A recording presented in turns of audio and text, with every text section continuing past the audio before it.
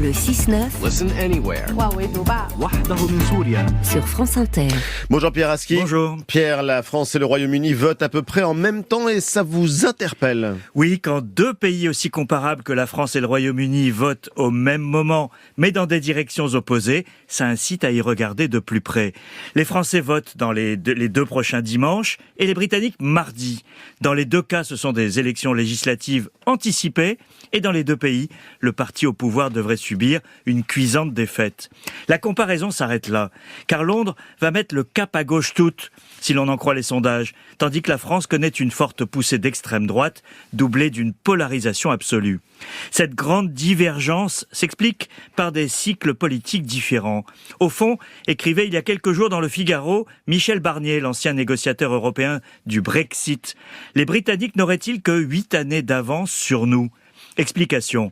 Les Britanniques tentent de corriger par l'alternance politique l'erreur colossale qu'ils ont commise en 2015 en votant le Brexit, au moment où la France cède à son tour aux sirènes du populisme. Et en quoi est-ce comparable, Pierre ? Le Premier ministre conservateur David Cameron avait alors organisé un référendum sur la sortie du Royaume-Uni de l'UE en étant persuadé de le gagner.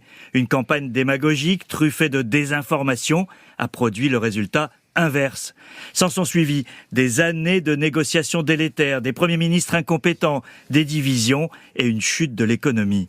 Aujourd'hui, le Parti travailliste est aux portes du pouvoir après une longue traversée du désert pour cause de radicalité politique, revenu à un programme moins clivant et un leader plus consensuel, Keir Starmer. Il ne fera pas revenir le Royaume-Uni en Europe, mais devrait retisser des liens et panser des plaies. À l'opposé, la France pourrait avoir son moment Brexit, c'est-à-dire un plongeon dans l'inconnu, non balisé, aux conséquences imprévisibles pour le pays et pour ses citoyens. Et qu'est-ce que vous entendez par moment Brexit ?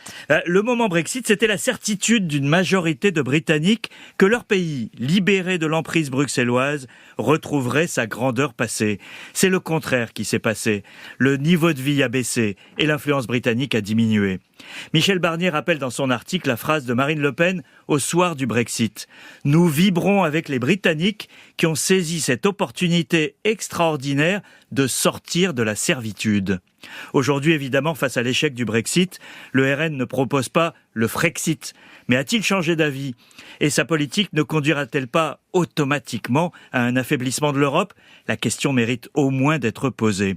L'ancien négociateur européen appelle à tirer les leçons françaises du Brexit. Mais ça paraît impossible dans un moment politique bien particulier et bien national.